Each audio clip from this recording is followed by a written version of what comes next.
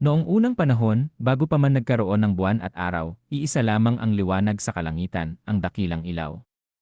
Siya ang nagbigay tanglaw sa buong daigdig. Ngunit dahil sa kanyang sobrang ningning, hindi na nakatulog ang mga tao, hayop at maging ang mga halaman.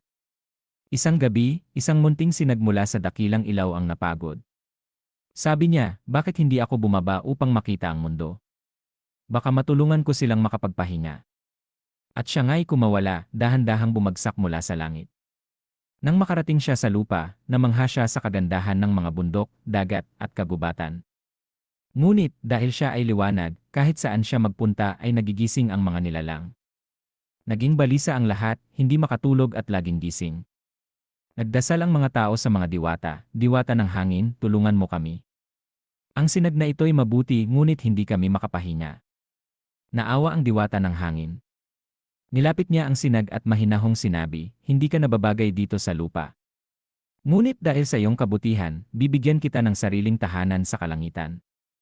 Hinipan ng diwata ang sinag at ito'y muling tumaas, ngunit hindi na nagbalik sa dakilang ilaw. Sa halip, nanatili siya mag-isa, kumikislap sa malayo. Siya ang unang bituin. Mula noon, bawat sinag na gustong makita ang mundo ay sumasama sa kanya, at sila'y naging mga bituin na nagbibigay gabay sa mga manlalakbay at nagsisilbing paalala. Ang kabutihang loob ay mananatiling nagniningning kahit malayo. At dito nagsimula ang alamat ng mga bituin.